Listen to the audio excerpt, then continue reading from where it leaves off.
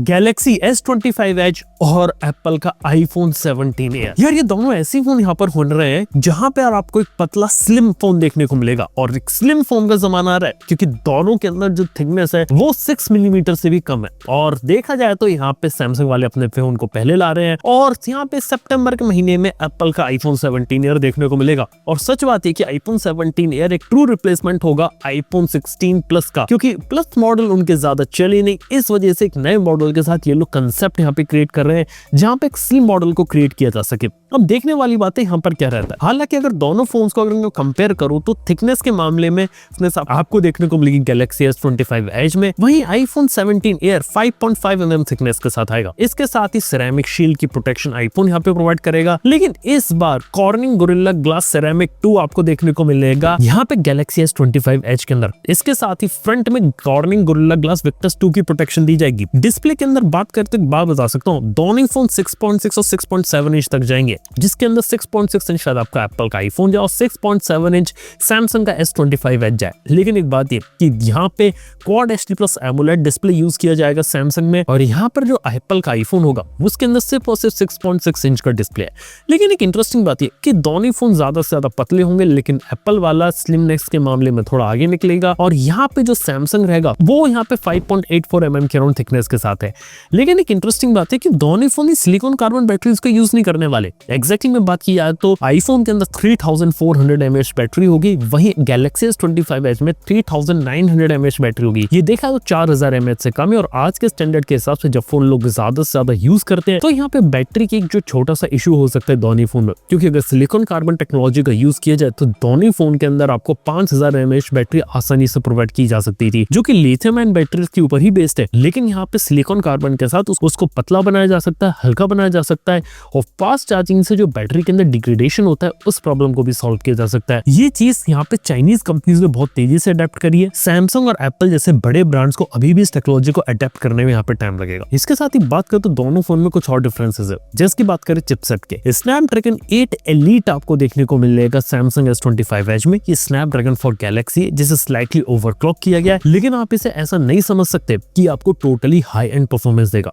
देखो ट्रू बात ये कि यहाँ पे जो सैमसंग के फोन है ना वो गेमिंग सेंट्रिक नहीं होते, वो थोड़े से ज्यादा आपकी कैमरा सेंट्रिक होते हैं और ऑलराउंडर परफॉर्मेंस देते हैं। गेमिंग के ऊपर इतना ज्यादा फोकस नहीं है सैमसंग का, लेकिन यहाँ पे एप्पल का आईफोन शायद थोड़ा सा गेमिंग सेंट्रिक हो सकता है, क्योंकि एप्पल वाले नई चिप एप्पल A19 को यूज करेंगे, जो कि यहाँ पे नई 3nm बेस्ड प्रोसेस का यूज करके बनाई जाएगी जो TSMC की है। और ऑलरेडी मैं बता चुका हूँ 8 Elite से ज्यादा पावर एफिशिएंसी यहाँ पे A18 निकाल कर देती है, क्योंकि यहाँ पे उसकी प्रोसेस थोड़ी सी ज्यादा बेटर है और स्नैपड्रैगन 8 Elite की कम है, तो बेटर बैटरी बैकअप आईफोन में यहाँ पर पॉसिबल हो सकता है। इसके साथ ही आईफोन ज्यादा परफॉर्मेंस भी प्रोवाइड कर सकता है A19 के कारण, लेकिन दोनों फोन के अंदर थर्मल से काफी बड़ी दिक्कत हो सकती है। अगर चिप लेवल पे थर्मल्स को कंट्रोल कर लेते तो एक अच्छी बात है, क्योंकि फोन को जितना पतला बनाएंगे फोन के अंदर जगह कम बचेंगी, और उसके बाद थर्मल्स कंट्रोल कर पाने में एक दिक्कत आ सकती है। हालांकि ऐसा नहीं होने वाला कि दोनों फोन के अंदर कोई मेजर हीटिंग होने वाली है। हालांकि ये फोन थोड़े से लाइफ स्टाइल सेंट्रिक होने वाले बजाय कि यहाँ पर गेमिंग के। इसके साथ ही यहाँ पे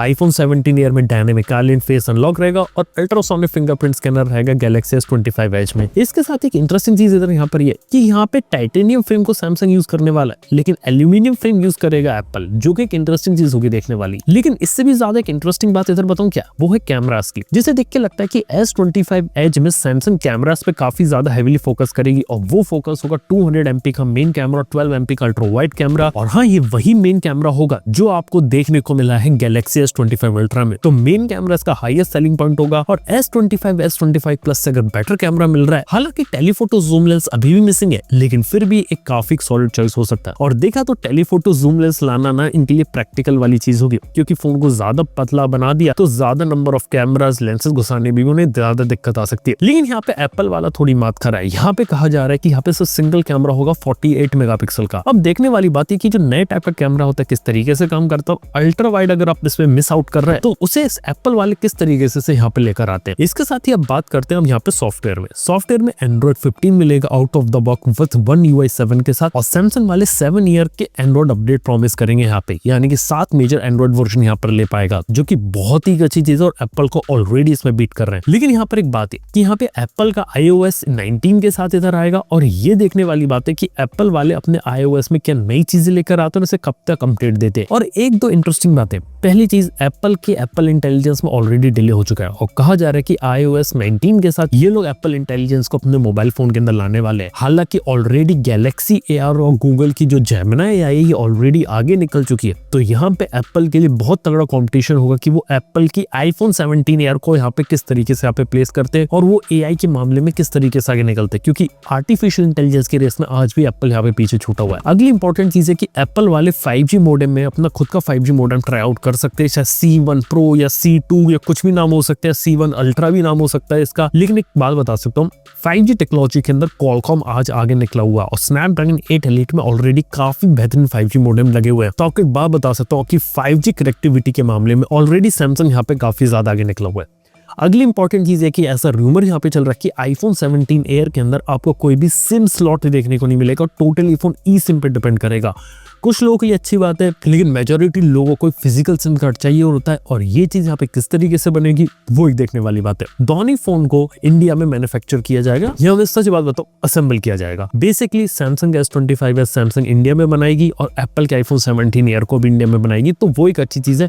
हालांकि आप ऐसा नहीं समझ सकते, इससे इनकी कीमत पे फर्क पड़ेगा। यहाँ पर देखा तो कीमत दोनों फोन की लगभग 1 लाख रुपए तक आसानी से टच कर सकती है और इंडिया में अब फोन अगर बन रहे हैं उससे जो कीमत डिक्रीज हो रही है वो कंज्यूमर के ऊपर पास ऑन नहीं की जा रही। तो यार ये भी देखा तो कंपनी अब ज्यादा से ज्यादा पैसा बनाने के बारे में सोच रही है और ये टोटल सच बात है कि सैमसंग भी सोच रही है, एप्पल भी सोच रही है। अब देखना कि यहाँ पे चीजें किस तरीके से इवॉल्व करती हैं। इसके साथ ही देखा जाए तो सैमसंग वाले अपने फोन को तो अभी लेकर आ रहे हैं और एप्पल का आईफोन यहाँ पे सितंबर में लॉन्च होगा। लेकिन एक छोटी सी बात है कि यहाँ पे बीच में सैमसंग वाले अपने फ्लिप और फोल्ड को लेकर आएंगे और इस बार कहा जा रहा है कि जो नेक्स्ट जनरेशन के फ्लिप 7 और फोल्ड 7 यहाँ पर आएंगे, वहां पे सैमसंग अब उनके प्रोडक्शन पे इतना ज्यादा ध्यान नहीं दे रहा है, क्योंकि फ्लिप और फोल्ड सैमसंग के भले ही यूनिक है, मार्केट में उनकी अलग पोजीशनिंग है, लेकिन सेल्स वॉल्यूम वैसा नहीं है जैसा सैमसंग ने एक्सपेक्ट किया था। और जितना बड़ा बैट उन्होंने फोल्डेबल पे लगाई थी वैसा शायद रिटर्न आज के समय में उन्हें नहीं मिलता। तो यार ये छोटी सी चीजें यहाँ पर हो रही है। ओवरऑल आपको एक बात बता देना चाहूंगा कि यहाँ पे स्लिम फोन्स देखा जाए तो उसके ऊपर दोनों कंपनीज बेट करनी है।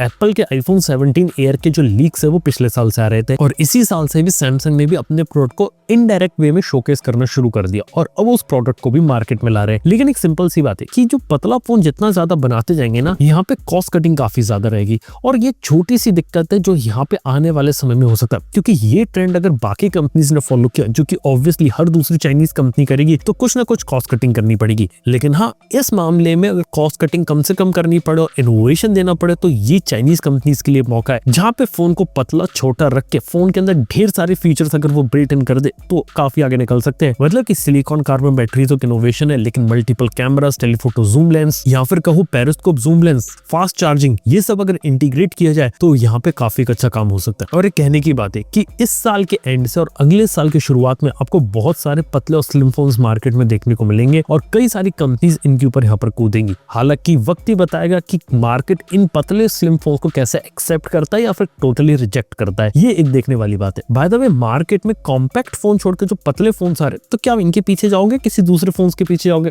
अपनी बात नीचे कमेंट बता सकते हो। थैंक यू बने रहने के लिए। मैं आपसे मिलता हूँ अपने अगले वीडियो के अंदर। Good bye.